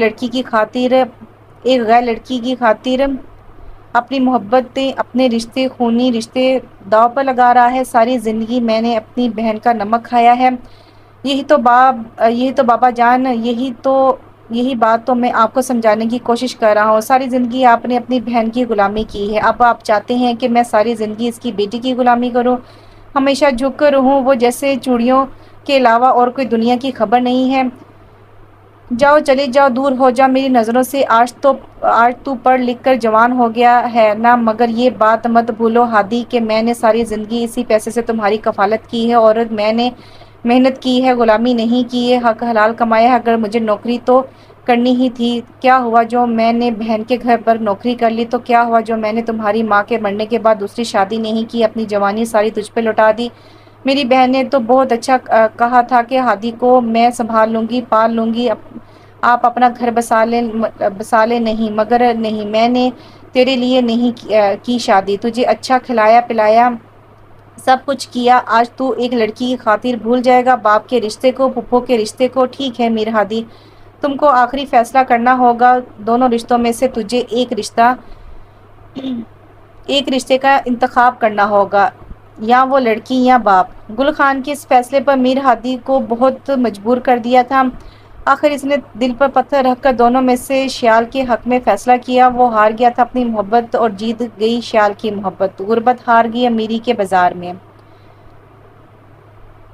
بہت دھوم دھام سے شادی کی تیاریاں ہونے لگی۔ یہ شادی ایسی تھی جیسے پورے پاکستان میں کسی کی نہ ہوگی۔ ایک جشن کا سما تھا، مگر شیال ملک کے لیے میر ہادی کا تو دل اندر سے مر گیا تھا۔ کیا شادی کے بعد میر ہادی کی نظروں میں وہ مقام ہوگا؟ کیا وہ اسے وہ پیار دے پائے گا جو شیال ملک اپنے دل میں محسوس کری تھی؟ یہ شادی تھی شیال کی، مگر میر ہادی کے لیے ماتم تھا۔ بہت کوشش کے باوجود اپنے دل کو سمجھا نہیں پا رہا تھا یہ ظالم محبت چیز ہی ایسی ہے، مٹا دیتی ہے انسان کو، اندر سے کھا جاتی ہے ایک دیمک کی طرح۔ بڑی دھوم دھام سے شیال ملک کی میر ہادی سے شادی ہوگی۔ ملک ظفر اقبال نے کوئی کسر نہیں چھوڑی تھی۔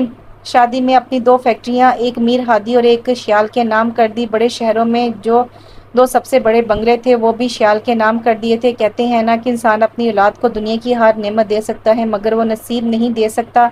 مگر ملک ظفر اقبال نے بھی بیٹی کے قدموں میں دولت کے انبار لگا دیے تھے مگر وہ خوشی بیٹی کے نصیب میں نہیں لکھ پایا جو وہ سوچ کر آئی تھی۔ محبت تو دلوں کا سودا نہیں ہے جو خریدا اور بیچا جا سکے۔ محبت تو محبت ہے، یہ تو دل سے نکلا ہوا ایک انمول جذبہ ہے، یہ محبت ہے اور محبت کبھی بکا نہیں کرتی۔ شیال ملک سوچ رہی تھی کہ وہ دنیا کی ہر چیز حاصل کر سکتی ہے اور ہوا بھی ایسا ہی، جو اس نے چاہا وہ پا لیا مگر نہیں پا سکی تو میر ہادی کو نہیں پا سکی۔ اس میں شیال ملک کا کوئی دوش بھی نہیں تھا، میر ہادی ہی نے تو اس کے دل میں وہ چاہت جگائی تھی، وہ محبت کا چراغ روشن کیا تھا۔ یہ تو انجان تھی، اسے تو پتہ تک نہیں تھا کہ محبت ہوتی کیا ہے، مگر میر ہادی کی وہ چوڑیاں، وہ شاعری، وہ پیار بھری باتیں اسے اچھی طرح لگ گئی تھی۔ ایک عام سی لڑکی ہی تو تھی، کوئی فرشتہ تو نہیں تھی نا کہ وہ ان جذبات سے غافل رہتی۔ وہ ایک جیتی جاگتی انسان تھی، کیوں کر محبت نہ جاگتی اس میں۔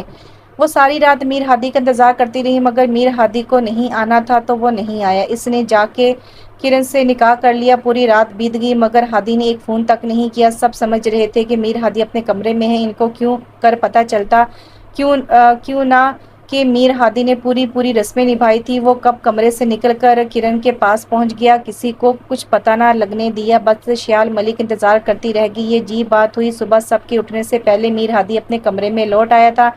شیال ملک انتظار کرتے کرتے کہیں صبح ہی آنکھ لگ گئی تھی۔ اندر آتے ہی میر ہادی بدتمیزی سے بولا، اٹھ جائیں میڈم جی، صبح ہو گئی ہے اور یہ جوڑا عروسی اب اتار دیجیے اور خبردار جو کسی سے کوئی ذکر تک بھی کیا تو۔ شیال ملک میر ہادی کو بس یک ٹک دیکھے گئی۔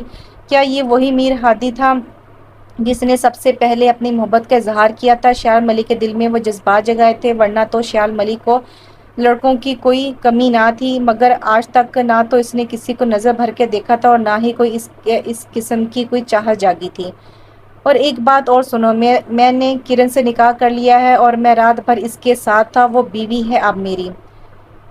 شیال ملک کی تو جیسے جان ہی کسی نکال دی تھی۔ اگر وہ بیوی تھی تو اس کی، تو پھر شیال کون تھی اس کی؟ شیال ایک بات وہ کون تھی اس کی؟ شیال ایک بات میری اور سن لو شیال ملک، کل سے مجھے اس کمرے میں یہ چوڑی بازار نہیں چاہیے، یہاں سے ایک ایک چوڑی اٹھا لو، آج سے تیری زندگی سے چوڑیوں کا کھیل ختم۔ اور ہاں، میر ہادی نے انگلی کھڑی کی، اگر میرے نکاح کا کسی سے ذکر تک بھی کیا تو میں کھڑے کھڑے تم کو طلاق دے دوں گا۔ یہ کہہ کر میر ہادی پھر سے کمرے سے نکل گیا۔ شیال ملک پر تو حیرتوں کے پہاڑ ہی ٹوٹ پڑے تھے، اس کے پاؤں سے تو جیسے میر ہادی نے زمین ہی کھینچ لی تھی۔ وہ زندہ تو تھی پر زندوں میں نہیں تھی۔ یہ کیا ہو گیا تھا اس کے ساتھ؟ اس نے تو ایسا بالکل نہیں سوچا تھا جو میر ہادی کر گیا تھا۔ اب وہ کیا کرے اور کس کو بتائے اور کیا بتائے؟ اس پر جو قیامت گزری تھی وہ نہیں چاہتی تھی کہ ماما پاپا کو پتہ چلے۔ وہ اٹھی اور عروسی جوڑا اتارا جو اب اس کو چبھنے لگا تھا۔ اس نے ایک نظر بھر کر ان چوڑیوں کی طرف دیکھا اور میر ہادی کی بات پر رونے لگی۔ کل سے مجھے یہ چوڑی بازار نہیں چاہیے، سمجھی تم؟ وہ تو کچھ بھی نہیں سمجھی تھی چوڑیوں کا، تو وہ بھی بہت شوقین تھا، وہ بچپن میں بھی اس کے لیے چوڑیاں لایا کرتا تھا۔ تو پھر یہ کیا ہو گیا تھا؟ دوسرے دن شیال نے اپنی ساری چوڑیاں اپنے کمرے سے ہٹا لی تھی۔ میر ہادی نے یہ کہا تھا کہ وہ شہر کے جو سب سے بیسٹ بنگلہ تھا، بنگلہ کیا بلکہ وہ تو ایک شیش محل تھا جو ملک ظفر نے خاص یہ محل اپنی بیٹی کو شادی کے تحفے میں دینے کے لیے بنایا تھا۔ اس کی پھول کاری اسی طرح سے کروائی گئی تھی جیسے دیواروں پر چوڑیاں جڑی ہوں گی۔ اس کے بنگلے کا نام بھی چوڑی محل رکھا گیا تھا، ہر طرف چوڑیاں کی پھول کاری تھی۔ بہت محنت سے اس نے محل کو تیار کیا گیا تھا اور ملک ظفر نے اپنی زندگی کی آدھی پونجی اس چوڑی محل پر لگائی تھی۔ کروڑوں روپے اس محل کی تیاری پر لگے تھے، خاص شادی کا گفٹ تھا شیال ملک کے لیے۔ ہادی شیال کو اس شیش محل میں لے آیا تھا اور شیال ملک سے کہا تھا کہ وہ کوئی چوڑیاں اس محل میں نہیں لائے گی، بس ایک شیال کی کلائی پر جو چوڑیاں رہ گئی تھی۔ اس پر بھی میر ہادی نے بہت غصہ کیا اور شیال ملک کی کلائی کو پکڑ کر ایسے سختی سے دبایا کہ شیال ملک درد سے کرہا اٹھی، پاپا اس کے منہ سے نکلا اور میر ہادی زہریلی مسکراہٹ ہنسا اور پھر اس کی کلائی کو دباتا ہی گیا۔ کہیں چوڑیاں شال ملک کی کلائی میں پوست ہوگی اور خون رسنے لگا تھا۔ درد سے اس کی آنکھوں سے آنسو جاری ہو گئے تھے۔ یہ وہی شال ملک تھی جس کو ہلکی سی چھینک بھی آتی تھی، ڈاکٹروں کی لائن لگ جاتی تھی۔ یہ وہی شال ملک تھی جس کو چوڑیاں ہمیشہ خوشی دیا کرتی تھی۔ آج یہی چوڑیاں اسے درد دینے لگی تھی۔ وہ چیخ چیخ کر رونا چاہتی تھی مگر رو نہیں پائی تھی۔ دولت تو دے چکا تھا ملک ظفر، چوڑی محل بھی بنوا دیا تھا مگر بیٹی کو مگر نصیب نہیں دے پایا تھا۔ صحیح کہتے ہیں، منہ مانگی موت بھی نہیں چنگی ہوتی۔ شال ملک کی زندگی ایک عجیب موڑ پر آ کھڑی ہوئی تھی۔ وہ سمجھ نہیں پا رہی تھی کہ یہ کیا ہو رہا ہے اس کے ساتھ۔ اس کی وہ خوبصورت کلائیاں جو ہر وقت چوڑیوں سے بھری رہتی تھی، وہ آج خالی کیوں تھی؟ وہ شال ملک جس کی تو جان بسی ہوتی ان چوڑیوں میں، آج اس سے نفرت سی کیوں ہونے لگی تھی؟ وہ تو دیوانی تھی، پاگل تھی ان چوڑیوں کی، تو پھر آج وہ ان چوڑیوں کا دیکھنا بھی گوارا کرتی تھی۔ اس کی خوبصورت نازک سی یہ کلائیاں جن پر ہادی نے زخم دیے اور پھر ان پر پٹی باندھ دی تھی، وہ کھلتا ہوا چہرہ ایک گلاب جیسا آج مرجھایا ہوا تھا۔ اس کی آنکھوں کی چمک ماند پڑ گئی تھی اور ان میں بس آنسو ہی رہ گئے تھے۔ بس یہ اس وقت ہی چہرہ کھلتا جب اس کے ماں باپ اسے ملنے آتے۔ وہ پوری کوشش کرتی تھی کہ ہنسنے کی، خوش رہنے کی، مگر ایک دن اس کی ماں نے اس سے پوچھ ہی لیا تھا، شال بیٹا، ہادی تمہارے ساتھ ٹھیک تو ہے نا؟ وہ تم کو خوش تو رکھتا ہے نا؟ مجھے لگتا ہے میری جان ایسا جیسے تم کچھ مجھ سے چھپا رہی ہو۔ شال میری جان بتاؤ نا مجھے۔ ایک پل کو تو شال کو لگا کہ وہ لپٹ جائے اپنی مام سے اور رو رو کر سارا حال بیان کر دے، مگر پھر وہ چاہتے ہوئے بھی کچھ نہ بتا پائی۔ جتنا اس سے ہو سکا اس نے اپنی ماما کے سامنے ہنسنے کی کوشش کی۔ وہ جب تک رہی ماما کے چہرے پر رونق سجائے رہی، مگر ماں تو ماں ہوتی ہے، اسے لگا کہ اس کی بچی کے ساتھ کچھ نہ کچھ ضرور کوئی مسئلہ ہے، مگر جب تک شال خود نہیں بتائے گی اسے کیسے پتا چلے گا کیا پرابلم ہے اس کے ساتھ؟ شال ملک نے ویسے ہی بننے کی کوشش کی جیسا وہ پہلے تھی اور اس نے بتایا کہ ہادی نے اس کے لیے اتنی اچھی اور اتنی دور سے چوڑیاں لایا تھا مگر وہ سائز میں تھوڑی تنگ تھی۔ ہادی نے بہت کہا کہ نہ پہنو، مگر ماما جانی آپ تو جانتی ہیں نا کہ میں کتنی دیوانی ہوں ان چوڑیوں کی۔ بس پہنتے پہنتے چوڑیاں ساری ٹوٹ کر میری کلائیاں زخمی کر گئی۔ اس کی ماں تڑپ کر اس کی وہ کلائی چوبنے لگی۔ میری بچی، میری جان، میں ابھی تمہارے پاپا کو فون کرتی ہوں۔ انہیں نہیں، شیال نے جھپٹ کر ماما سے فون لے لیا۔ ماما جانی، ہادی نے ڈاکٹر کو بلایا تھا اور اب صحیح ہے، اب تو مجھے درد بھی نہیں ہوتا۔ آپ نہ کریں پاپا فون، پاپا بہت پریشان ہو جائیں گے۔ آپ تو اچھے سے جانتی ہیں نا پاپا کی طبیعت خراب ہو جائے گی اگر انہیں کچھ پتا چلا تو۔ شیال ہر ممکن کوشش کر رہی تھی ماں کو مطمئن کرنے کی، مگر وہ پھر سے کوئی نہ کوئی جواز تلاش کر لیتی۔ مگر بیٹا تمہارا کمرہ خالی کیوں ہے؟ ساری چوڑیاں کہاں ہیں؟ جب تک چوڑیاں نہ ہوں تم ان چوڑیوں سے کھیل نہ لو، تمہیں چین نہیں آتا، نہ تم کو نیند آتی ہے۔ اب کیسے تم کو؟ ماما آپ بھی پوری کی پوری انکوائری کر کے ہی جائیں گی کیا؟ میں اب اکیلے نہیں ہوں، میرے ساتھ میر ہادی بھی تو ہوتے ہیں، یہ ان کا بھی کمرہ ہے، انہوں نے میرے سے الگ سے چوڑیوں کا کمرہ سجایا ہے۔ اور پلیز ماما اب اور سوال و جواب نہیں۔ شال ملک ماما کی گود میں لیٹ گئی۔ بس پیار مجھے آپ جی بھر کر پیار کریں۔ وہ کس کرب سے گزر رہی تھی یہ تو بس شیال ہی جانتی تھی، اور شیال کی ماما حیران تھی کہ شادی کے بعد شیال کتنی بدل گئی ہے اور کتنی بڑی ہو گئی ہے، سمجھدار بن گئی ہے۔ وہ اب باتیں چھپانے لگی ہے۔ یہ وہی شیال تھی جسے معمولی سی چھینک آتی یا کھانسی ہوتی تو وہ آسمان سر پر اٹھا لیا کرتی تھی۔ آج اس کی دونوں کلائیاں زخمی تھی اور یہ ہنس ہنس کر باتیں کر رہی تھی، اسے پرواہ ہی نہیں ہے اس بات کی۔ شیال نے کسی نہ کسی طرح ماما کو مطمئن کر ہی دیا تھا۔ وہ چاہ کر بھی کچھ نہیں بتا سکتی تھی ماما کو، مگر وہ خود کتنا ٹوٹ گئی تھی یہ تو بس شال ملک ہی جانتی تھی، کیونکہ میر ہادی نے ہر طرف کیمرے لگائے ہوئے تھے اور شیال پر نظر رکھے ہوئے تھا، کب وہ کیا کرتی ہے، کب وہ کس سے ملتی ہے، یہ سب میر ہادی کے علم میں ہوتا تھا۔ پھر میر ہادی نے شیال سے کہا کہ وہ تیار ہو جائے کیونکہ یہ ہنی مون کے لیے یورپ جا رہے ہیں۔ شال ملک تو بس اندر سے ٹوٹ گئی تھی، اسے اب کوئی فرق نہیں پڑتا تھا کہ میر ہادی اس کو کہاں لے کر جا رہا ہے اور کہاں نہیں۔ وہ بس ماما پاپا سے ملی اور چلے گئے۔ وہاں وہ سب سے مہنگے اور خوبصورت ہوٹل میں ٹھہرے۔ کچھ دن بعد میر ہادی نے وہ چوڑی محل جو کہ شیال ملک کو اس کے پاپا نے شادی پر گفٹ دیا تھا وہ بیچ دیا اور یہاں پر اپنے نام پر ایک بہت بڑا ہوٹل بنوایا اور اپنے نام کی 2 فیکٹریاں بھی بیچ دیں اور ایک خوبصورت بنگلہ خریدا۔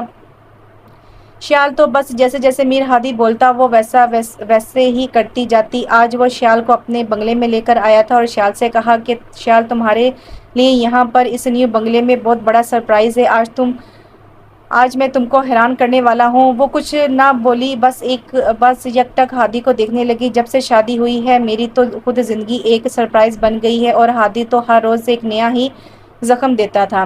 اس نے شیال ملک کو کندھے سے پکڑ کر صوفے پر بٹھایا۔ میں تم کو کسی خاص سے کسی بہت ہی خاص سے ملوانا چاہتا ہوں۔ پھر اس نے کسی کو پکارا عجیب طریقے سے، مائی سویٹ ہارٹ، مائی ڈارلنگ، دیکھو تو کون آیا ہے۔ اتنے میں کمرے سے ایک لمبے قد اور عام سی شکل و صورت کی لڑکی نکلی اور آتے ہی ہادی کے گلے لگ گئی۔ شیال ملک سمجھ گئی کہ یہ کرن ہے، میر ہادی کی بیوی، مگر وہ تو دکھی اس بات سے تھی کہ میر ہادی نے اسے اگر یہاں ہی بلانا تھا تو پھر وہ مجھے کیوں کر ساتھ میں ہنی مون پر لے کر آیا؟ آخر اس کی ایسی بھی کیا دشمنی تھی؟ یہ کیوں کر ایسا کر رہا تھا؟ یہ جاننا شیال کے لیے ناممکن تھا۔ وہ لڑکی کرن جس کے لیے میر ہادی نے اس کا سب کچھ بیچ دیا تھا، اور یہاں پر جو کچھ بھی تھا یہ کرن اور میر ہادی کا تھا۔ یہ بس پڑی رہتی تھی اور میر ہادی کرن کے ساتھ بہت مست تھا۔ اب تو وہ گھر پر بھی پارٹیز کرنے لگا تھا۔ یہ شیال ملک کو بہت برا لگتا تھا۔ شراب پی کر ڈانس کرتا تھا، گائے لڑکیوں کے ساتھ اور کرن لڑکوں کے ساتھ۔ آج زبردستی ہی میر ہادی نے شیال ملک کو بھی نیچے لے آیا۔ زبردستی سے ایک لڑکا شراب پی کر شیال ملک کے ساتھ چھیڑخانی کرنے لگا۔ شیال ملک نے اسے ایک زوردار چماٹا دے مارا اور اس گورے کے گال پر انگلیاں جم گئی تھی۔ پھر کیا تھا، میر ہادی نے بنا جانچ پڑتال کیے شیال ملک پر ہاتھ اٹھا دیا تھا۔ شیال بھاگ کر واپس اپنے کمرے میں چلی گئی اور بہت روئی۔ اس کے جی میں آیا کہ وہ ماما پاپا کو سب کچھ بتا دے، مگر پھر شیال ملک طلاق کے ڈر سے چپ ہو گئی۔ وہ نہیں چاہتی تھی کہ لوگ یہ کہیں کہ ملک ظفر کی بیٹی کو طلاق ہو گئی ہے۔ ملک ظفر نے بیٹی کے قدموں میں اپنی ساری دولت ڈال دی تھی، اپنا سب کچھ بیٹی کے نام کر دیا تھا، اپنے پاس کچھ نہ رکھا کیونکہ وہ بیمار تھا اور دل کے عارضے میں مبتلا تھا۔ شیال ملک نے انہیں سب بتا کر ایک دھچکا نہیں دینا چاہتی تھی۔ میر ہادی کرن کے ساتھ مل کر دولت لٹا رہا تھا دونوں ہاتھوں سے، اور شیال ملک بالکل چپ تھی۔ ایسی خبریں نہ چھپ سکیں اور ملک ظفر تک ایک ایک بات پہنچ گئی، اور وہ سب سے بڑا دکھ اس کے لیے ثابت ہوا وہ ہی ہوا جس کا ڈر تھا۔ ملک ظفر کو ہارٹ اٹیک ہوا جو جان لیوا تھا، اور وہ اپنی بیٹی کو اس دنیا میں تنہا سسکنے کے لیے چھوڑ گیا۔ اس کی ماما بھی اپنے شوہر کی موت اور بیٹی کا دکھ نہ برداشت کر سکی، اور اس کی ماما پر فالج کا حملہ ہوا اور وہ بستر سے جا لگی۔ کل تک جو کروڑوں کے مالک تھے آج یہ روٹی کو بھی محتاج ہو گئے تھے۔ شیال ملک اپنا سب کچھ میر ہادی کے نام کر چکی تھی، اس کے پاس کچھ بھی نہ بچا تھا۔ وہ واپس پاکستان لوٹ آئی اپنی ماما کے پاس۔ اب گل خان اور اس کی ماما ایک ساتھ رہتے تھے۔ گل خان نے ایک بار میر ہادی پر ہاتھ اٹھایا تو اس نے دھکے دے کر باپ کو نکال دیا۔ اسے اب کسی کی ضرورت نہیں تھی، وہ تو بس اس مقصد کے لیے ہی آیا تھا، اور وہ عیاشی کرنے لگا۔ اور شیال ملک ایک دفتر میں نوکری کرنے لگی جس کے ان بڑے شہروں میں بڑے بنگلے تھے۔ آج یہ دھکے کھا رہی تھی۔ جو ہر ماہ ایک نیو برانڈڈ گاڑی لیتی تھی آج یہ بس میں دھکے کھا رہی تھی۔ واہ نصیب الٹنے پر آئے تو تخت سے بے تخت کر دے۔ آسمان سے اٹھا کر زمین پر پٹک دیا تھا اس کے نصیب نے۔ ماں باپ کی گھر دولت، دنیا کی رہل پہل اور شادی کے بعد تو نصیب ایسے بدلے کہ عرش سے فرش پر آ گئی تھی۔ ایک معمولی سے آفس میں معمولی سی جاب۔ ایک دن یہ آفس آئی تو کانچ کی سبز رنگ کی چوڑیاں اس کے ٹیبل پر پڑی تھی۔ اس نے حیران ہو کر ان چوڑیوں کی طرف دیکھا اور پھر شیال ملک نے وہ چوڑیاں جب دیکھی تو اس کی آنکھوں میں آنسو آ گئے۔ اس نے وہ چوڑیاں اٹھا کر زمین پر پٹک دی تھی۔ اب وہ کبھی زندگی بھر یہ چوڑیاں نہیں پہنے گی۔ اس سے ان چوڑیوں سے نفرت ہو چلی تھی، اور سبز رنگ تو بالکل بھی نہیں۔ اسے سبز رنگ نے اس کی زندگی برباد کر دی تھی۔ میر ہادی کی آنکھیں بھی تو گرین تھی اور وہ گرین کلر کی ہی چوڑیاں لاتا تھا۔ آج شیال ملک جو دیوانی تھی ان چوڑیوں کی پہننا تو دور کی بات یہ دیکھنا بھی نہیں چاہتی تھی۔ شیال اٹھی اور تقریباً بھاگتی ہوئی آفس سے نکل گئی۔ سارے کولیگ حیران تھے کہ شیال ملک کو آخر کیا ہوا۔ چوڑیاں زمین پر کرچی پڑی تھی اور اس کا دینے والا دشام احمد جو کہ شیال کی معصومیت اور ایمانداری سے بہت خوش تھا۔ شیال ملک نے کبھی کسی سے کوئی بات نہیں کی تھی، نہ کوئی دوست بنائے تھے۔ وہ چپ چاپ آتی، سر جھکا کر اپنا کام کرتی اور چلی جاتی۔ زندگی نے اس کے ساتھ وہ کھیل کھیلے تھے کہ وہ اندر سے مر گئی تھی۔ اس کی ہستی بستی زندگی تباہ ہو گئی تھی۔ اگر وہ انکار کر دیتی تو آج یہ نہ ہوتا، مگر اسے پتہ نہیں تھا کہ ہادی اس حد تک گر جائے گا اور اس کی زندگی میں آگ لگا دے گا، ایسی آگ جس میں وہ ساری زندگی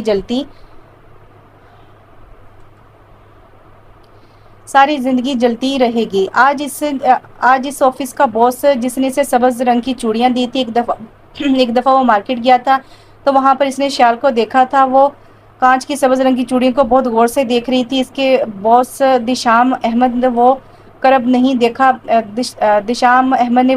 دیکھا شیال ملک کی آنکھوں میں کہ وہ کس کرب سے گزر رہی تھی۔ بس دیکھا تو وہ چوڑیوں کو گھور کر دیکھنا، اس لیے دشام احمد نے وہ چوڑیاں جو یہ دیکھ رہی تھی لا کر اس کی ٹیبل پر رکھ دی تھی۔ مگر اسے سخت حیرانگی ہوئی جب شیال ملک نے وہ چوڑیاں زمین پر پٹک دی اور بھاگتی ہوئی آفس سے نکل گئی۔ اتنے سارے لوگ اسے دیکھتے رہے مگر اسے ان کی پرواہ نہیں تھی۔ وہ ٹوٹ چکی تھی اندر سے۔ اب یہ کون آ گیا تھا جس نے وہ چوڑیاں اس کے لیے خریدی اور اس کو اب ہرٹ کرنے کے سوا اور کچھ بھی نہ محسوس ہوا۔ وہ گھر آئی، بہت روئی تھی۔ گھر میں بھی کیا، 2 کمروں کا چھوٹا سا مکان تھا۔ وہ محلوں میں راج کرنے والی آج کہاں تھی؟ گل خان نے بھاگ کر جاتے ہوئے شیال ملک کو دیکھ لیا تھا۔ وہ اندر آیا، شیال ملک ہچکیوں میں رو رہی تھی۔ گل خان بہت پریشان ہوا۔ کیا ہوا میری بچی، کیا ہوا ہے؟ خان ماما کہہ کر شیال ملک گل خان سے لپٹ گئی تھی۔ گل خان نے اسے الگ کیا تھا۔ مجھے بتانا میری بچی، کیا ہوا ہے، نہیں تو میرا سینہ پھٹ جائے گا۔ مجھے بتانا، کسی نے آفس میں کچھ کہا ہے، کیا ہوا ہے؟ گل خان بہت پریشان تھا شیال کے اس طرح رونے سے۔ اسے سمجھ نہیں آ رہا تھا اسے کیسے تسلی دے۔ گل خان کے ہاتھ کانپنے لگے۔ مجھے بتاؤ نا شیال بٹیا، کیا ہوا ہے؟ ہمارا دل پھٹ جائے گا، کسی نے کچھ کہا ہے، ہم کو بتاؤ۔ گل خان کی سمجھ میں کچھ نہیں آ رہا تھا۔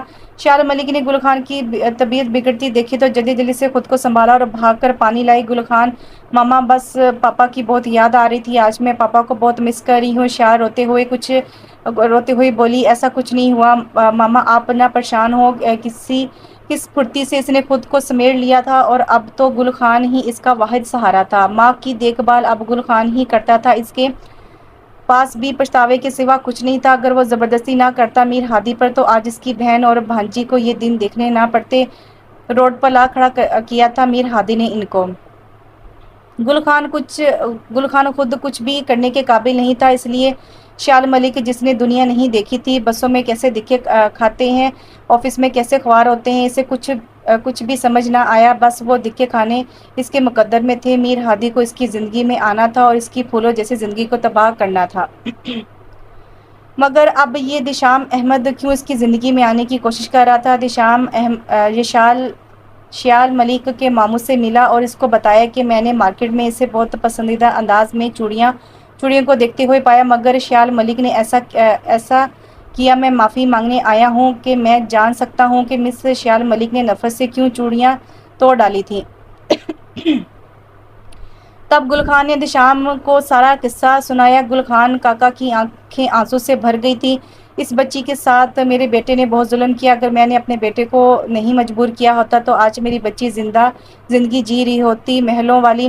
گل خان رونے لگ گیا۔ شیال کی بے بسی پر دشام نے گل خان کو گلے سے لگا لیا۔ سب ٹھیک ہو جائے گا، اب آپ ہی ان کا سہارا ہو۔ اگر کوئی بھی بات ہو یا کسی بھی چیز کی ضرورت ہو تو مجھے اپنا بیٹا سمجھے، دنیا میں اچھے لوگ ابھی موجود ہیں، ایک دن انشاءاللہ سب صحیح ہوگا۔ دشام اٹھ کر چلا گیا۔ شام کو شیال واپس آئی تو گل خان نے اسے بتایا کہ سر دشام آئے تھے بیٹا، وہ پوچھ رہے تھے تمہارا۔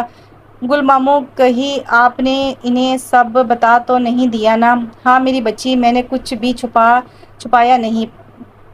چھپا نہیں پایا۔ وہ مجھے ایک بھلا آدمی لگا تھا، اس لیے میں نے سب بتا دیا۔ بہت برا کیا ماما، آپ کو نہیں بتانا چاہیے تھا۔ پہلی ملاقات میں آپ کو کیسے لگا کہ وہ ایک اچھا آدمی ہے؟ گھر کی بات تھی ماما، آپ نے باہر کے لوگوں سے کر دی۔ کیا لگتا ہے دشام سر ہمارا کیوں آپ نے ان سے سب کچھ کہا؟ شیال بہت ناراض ہوئی۔ گل خان ماما، پر اب میری کیا عزت ہوگی سر کی نظروں میں؟ آپ نے اپنے بیٹے خبردار! گل خان چیخا، خبردار! آج کے بعد میرا بیٹا کہا تو وہ مر چکا ہے، ہمارے لیے نہیں ہے وہ میرا بیٹا۔ اچھا ماموں، نہیں کہوں گی، نہیں نام لوں گی۔ میر ہادی کا آپ بس ٹھیک ہو جائے۔ میر ہادی کا نام آتے ہی گل خان کی سانسیں اکھڑنے سی لگتی، وہ تو عیاشی مار رہا ہوگا، اور یہاں میری بچی ایک ایک چیز کے لیے سسک رہی ہے۔ گل خان کو بیٹے کے نام سے بھی نفرت ہو گئی تھی، اور دشام کو دن بدن شیال ملک اچھی لگنے لگی تھی۔ پھر کبھی اس نے شیال ملک سے کوئی بات نہیں کی، مگر گل خان سے وہ رابطے میں رہا، اور گل خان سے کہا کہ شیال کو نہیں پتہ چلنا چاہیے کہ میں آپ سے ملتا ہوں۔ دشام ایک بہت ہی اچھا انسان تھا، وہ شیال ملک کی بہت عزت کرتا تھا۔ اس نے گل خان سے شیال ملک کا رشتہ مانگا، اور گل خان نے کہا کہ شیال ملک کبھی نہیں مانے گی، وہ کبھی راضی نہیں ہوگی، مگر پھر بھی میں بات کروں گا۔ نہیں خان کاکا، آپ نے خالی بات ہی نہیں کرنی، منانا بھی ہے شیال کو، وہ بہت معصوم ہے، اسے زمانے کا پتہ نہیں، ابھی بس مقدر میں ٹھوکریں تھی سو اسے مل گئی۔ مگر خان کاکا، اب بس میں اس کا ہاتھ تھامنا چاہتا ہوں، میرے پاس بھی کسی چیز کی کمی نہیں ہے، میری بچی کو چیزوں کی ضرورت نہیں ہے بیٹا، اسے بس محبت اور عزت کی ضرورت ہے۔ خان کاکا سر آنکھوں پر خان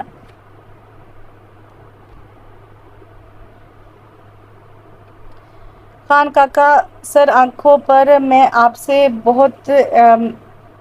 بہت عزت دوں گا، میں کل اپنی بڑی بہن کو آپ کے پاس بھیجوں گا۔ میرے بھی ماں باپ نہیں، اور میرا سب کچھ میرا مائی باپ میری بڑی بہن ہے۔ خان کاکا بس آپ ہاں کر دیں، زندگی بن جائے گی، پلکوں پر بٹھا کر رکھوں گا، اپنا سب کچھ شیال کے نام کر دوں گا۔ بس بیٹا، بس میری بچی کو اب دولت دنیا نہیں چاہیے، چلو میں آج رات بات کروں گا، میری زندگی کا بھی کچھ بھروسہ نہیں ہے، ماں بھی گزر گئی ہے، باپ کا سایہ بھی نہیں رہا، میری بھی بس چند سانسیں باقی ہیں، وہ بھی اللہ تعالیٰ کی محتاج، نہ جانے کب ساتھ چھوڑ جائے۔ رات میں ڈرتے ڈرتے گل خان نے بات کی شیال سے، وہی ہوا، شیال چیخنے لگی، چلانے لگی، دشام سر کی ہمت کیسے ہوئی رشتے کی بات کرنے کی؟ آپ کو پتہ بھی ہے کہ میں اب بھی میر ہادی کے نام سے مصنوع ہوں، میر ہادی کے نام سے جڑی ہوں، میرا ابھی تک رشتہ جڑا ہے ہادی سے۔ خان ماما، مجھے ابھی تک میر ہادی نے طلاق نہیں دی، میں اب بھی اس کی بیوی ہوں۔ نہیں ہو تم اس منحوس کی بیوی، نام بھی مت لو تم اس کا، وہ چھوڑ چکا ہے تم کو کب سے۔ خان کاکا روتے ہوئے بولے، اور شیال بھی چیخ کر بولی، ماما اس نے مجھے چھوڑا ہے نا، طلاق تو نہیں دی نا مجھے، چھوڑ چکا ہے، وہ تم کو کب سے طلاق دے چکا تھا، 6 مہینے پہلے ہی تمہاری ماں ایسے نہیں مری تھی، وہ طلاق کے پیپر دیکھ کر مری تھی، وہ طلاق کے پیپر دیکھ کر مری تھی، وہ یہ صدمہ برداشت نہیں کر سکی تھی، وہ مر گئی، میری بہن مر گئی۔ خان کاکا کو دل کا دورہ پڑ گیا، ایک دم سے شیال کو کچھ سمجھ نہیں آیا، اس نے جلدی سے سر دشام کو فون کیا، وہ جلدی سے گاڑی لے کر آگے اور گل خان کاکا کو ہسپتال میں لے گئے، جہاں بس اس کی آخری چند سانسیں ہی بچی تھی۔ گل خان کو کچھ تھوڑا ہوش آیا تو اس نے ضد کی اور کہا کہ ابھی میرے سامنے نکاح ہوگا تمہارا بیٹا، یہ میری آخری خواہش ہے، اگر مجھے کچھ سمجھتی ہو، اگر مجھے باپ کا درجہ دیتی ہو تو ابھی تم میرے سامنے نکاح کرو گی۔ گل خان نے ہاتھ جوڑ لیے اور شیال نے ماما کے ہاتھ پکڑ لیے، پلیز ماما آپ ایسا نہ کریں، آپ بس صحیح ہو جائیں۔ شیال گل خان سے لپٹ کر رونے لگی، ماما جی میرا واحد آخری سہارا آپ ہیں، آپ کے بغیر کیسے جیوں گی، بس آپ جلدی سے صحیح ہو جائیں، ہم گھر جا کر بات کریں گے۔ نہیں میری بچی، میرے پاس وقت بہت کم ہے، تم باہر سے بس دشام بیٹے کو بلاؤ، ابھی جاؤ تم جلدی کرو۔ شیال باہر گئی اور دشام کو اندر بھیجا، خود باہر کھڑی پھوٹ پھوٹ کر رو دی تھی۔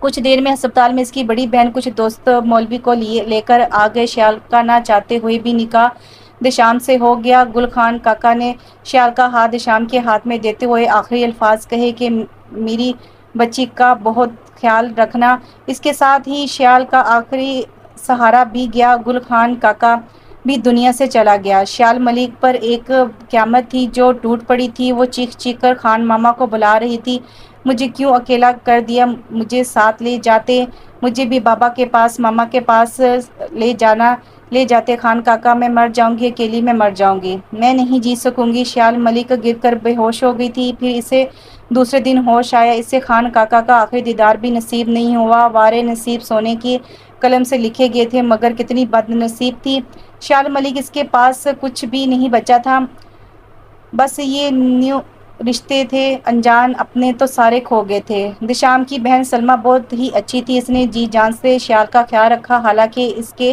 اپنے بچے بھی تھے، مگر یہ پورا مہینہ شیال کے پاس ہی رہی تھی، جب تک اس کی طبیعت صحیح نہیں हुई इसे तो बस चुप लग गई थी। दिशाम कुछ देर के लिए आकर श्याल के पास बैठता, मगर श्याल बोलना तो दूर की बात दिशाम की तरफ देखती तक नहीं थी, बस खामोश हो गई थी। सलमा भी वापस चली गई थी। दिशाम बच्चों की तरह से श्याल का ख्याल रखता, इसके खाने पीने का। दिशाम इसे खाना खिलाता तो वो खा लेती थी, नहीं देता तो वो नहीं खाती थी। अजीब सा अंदाज हो गया था। इसे खाने पीने का होश तक नहीं था, बस कभी मुस्कुराती, कभी पापा से बातें करती, कभी गुल खान काका से, तो वो तो बच्ची बन गई थी। कभी कभी तो लड़ने लगती थी मीर हादी से। दिशाम हर मुमकिन कोशिश कर रहा था कि श्याल मलिक इस सदमे से बाहर निकले, कुछ बातें करे, मगर वो अपने आप में मगन रहती। हादी मेरे सामने आए तो मैं तुमको मार दूंगी। वो दिशाम को हादी समझने लगी थी और इससे नफरत करने लगी थी। दिशाम ने हर जगह श्याल को लेकर गया, मगर श्याल को फर्क नहीं पड़ा। जब भी दिशाम कोई काम कर रहा होता, ये दिशाम का काम गलत कर देती। कभी फाइल उठाकर फाड़ देती, कभी दिशाम से लैपटॉप छीनकर दूर फेंक देती। मगर मिजाल है जो दिशाम को बुरा लगा हो। कभी कभी वो बच्चों की तरह से श्याल के साथ खेलने लगता। सच में दिशाम ने कर दिखाया था जैसा कहा था। इसकी बेपनाह मोहब्बत से अब श्याल कुछ बेहतर होने लगी थी। श्याल अब बिल्कुल ठीक हो चुकी थी, मगर वो अभी अपनी माजी से नहीं निकल पा रही थी। इसे दिशाम की बेपनाह मोहब्बत ने एक नई जिंदगी दी थी। श्याल वो पहले जैसी नहीं रही थी, बस चुप चुप गुमसुम सी रहती थी। अब आज इतने दिनों बाद दिशाम की बहन सलमा और इसके बच्चे आ रहे थे। बच्चे बहुत खुश थे। वो पहली बार श्याल से मिल रहे थे और मामी मामी करते इनकी ज़ुबान नहीं थकती थी। सलमा का बड़ा बेटा 7 साल का था, अली। वो बहुत ज़्यादा ही खुश था मामी से मिलकर और श्याल के आगे पीछे घूमता था। दिशाम की बहन सलमा भी बहुत प्यार करती थी श्याल से। रात में जब श्याल अपने कमरे में आई तो अली भी आ गया और जिद करने लगा कि वो आज बस मामी के पास सोएगा, मगर सलमा नहीं मानी और ज़बरदस्ती अली को ले जाने लगी। तब श्याल ने कहा कि आपी, अगर अली मेरे साथ सोएगा तो मुझे बहुत खुशी होगी। अली ने शुक्र किया और भागकर बेड पर चढ़कर लेट गया। श्याल मुस्कुराने लगी। इतने महीनों बाद तो श्याल आज पहली बार मुस्कुराई थी। दिशाम ने श्याल को आज पहली बार मुस्कुराते देखा था। ऑफिस से लेकर इसकी ज़िंदगी में आने तक आज इसने श्याल को मुस्कुराते देखा था। और दिशाम इतनी हद तक श्याल से मोहब्बत करता था कि इसकी मुस्कुराहट देखकर वो शुक्राने के नौफल अदा करने चला गया था। इसने खुदा का शुक्र अदा किया था कि श्याल अब ज़िंदगी की तरफ लौट आई थी। नफल अदा करके वो फिर सोने के लिए अपने कमरे में आया तो श्याल अली को कोई कहानी सुना रही थी। दिशाम आज तक श्याल के करीब नहीं गया था। वो अलग से सोफे पर सोता था। इनकी ज़्यादा बात भी नहीं होती थी, बस कुछ थोड़ी रस्मी सी गुफ्तगू करते थे। अली ने शोर डाल दिया कि जब दिशाम सोफे पर लेटने लगा तो मामू आप इधर आए ना हमारे पास। मामी बहुत ही ज़बरदस्त सी कहानी सुना रही थी, आप भी सुने ना। नहीं यार, आप ही सुनो, मुझे बहुत नींद आ रही है। नहीं मामू, आप आए ना हमारे पास। मामी आप बोले ना मामू को, अली ने श्याल को कहा। श्याल ने एक नज़र दिशाम को देखा जो इसका शोहर था और इसका श्याल पर पूरा हक था, मगर दिशाम ने कभी भी श्याल को तुम कहकर नहीं पुकारा था। वो और हर पल इसका ख्याल रखा था, कभी किसी बात के लिए श्याल को फोर्स नहीं किया था। वो अगर दिन को भी रात कहती तो दिशाम भी कहता। इसने श्याल की मर्जी के बगैर कभी कुछ नहीं किया था। आज वो सोच रहा था कि वो कैसे श्याल की इजाज़त के बिना इसके बेड पर चला जाए, मगर इस वक्त इसे एक हैरत का और झटका लगा जब श्याल खुद दिशाम से मुखातिब हुई थी, वरना कभी इसने खुद से कोई बात नहीं की थी। प्लीज़ आ जाए ना, अली का मन कर रहा है तो। अली खुद उठा और बेड से छलांग लगाकर दिशाम के पास आया। उठे ना मामू, आए ना। दिशाम उठकर अली के साथ बेड पर आ गया। श्याल ने अपने बराबर दिशाम को जगह दी और दिशाम श्याल के पास बैठ गया। अच्छा मामू, अब आप सुनाए ना कहानी। मामी ने तो बहुत अच्छी सुनाई थी। वैसे मामू जान, आपने कभी परियां देखी हैं? नहीं यार अली, पहले तो नहीं देखी थी, मगर आज देख रहा हूँ। दिशाम ने श्याल की तरफ देखकर कहा। श्याल मुस्कुराने लगी। खुदा जाने आज कौन सी नेकी दिशाम ने की थी जिसके बदले में आज खुदा इस पर मेहरबान हुआ था। अली सो गया था। दिशाम उठने लगा तो श्याल ने दिशाम से कहा कि आप यहाँ बेड पर लेट जाएं, मैं सोफे पर सोती हूँ। नहीं श्याल, आपको आदत नहीं है सोफे पर सोने की, आप बेड पर ही सोएं। इतने में सलमा ने दरवाज़ा नॉक किया। दिशाम ने उठकर दरवाज़ा खोला तो सलमा अंदर आई। दिशाम, अली को उठाकर मेरे कमरे में ले आओ, ये रात में मामी को तंग करेगा और सोता भी तो बहुत बुरा है। सलमा हंसते हुए बोली, नहीं आपी, सोने दे, मुझे कोई मसला नहीं है। नहीं मसला तो है। दिशाम ने जल्दी से अली को उठाया, मतलब कि ये वाकई में बहुत बुरा सोता है वो अली को। सलमा کے پاس چھوڑ آیا۔ واپس جب آئے تو شیال کچھ گہری سوچ میں ڈوبی تھی۔ کیا سوچ رہی ہیں آپ؟ دشام شیال کے پاس آ کر بیٹھ گیا۔ شیال دشام کے سینے سے لگ کر رو پڑی تھی۔ دشام کی تو جیسے جان ہی نکل گئی تھی۔ کیا ہوا ہے شیال؟ پلیز چپ کر جاؤ، مجھ سے کچھ غلطی ہوئی ہے کیا؟ دشام سچ میں ہی بہت پریشان ہو گیا تھا۔ نہیں مجھے کچھ نہیں ہوا، مگر اس بات سے رو رہی ہیں کہ اتنے مہینوں سے آپ میرا پاگل پن جھیل رہے تھے۔ دشام نے شیال کے لبوں پر ہاتھ رکھ دیا۔ وہ پاگل پن نہیں تھا، وہ بیماری تھی، بس آئی اور چلی گئی۔ آج کے بعد تم اپنی ماضی کو کبھی یاد نہیں کرو گی، وعدہ کرو شیال۔ آج کے بعد وہ سب کچھ بھول جاؤ گی، ایک برا خواب سمجھ کر۔ بس آج کے بعد ہماری زندگی میں بس خوشیاں ہی خوشیاں ہوں گی انشاءاللہ۔ پھر سچ میں شیال کی زندگی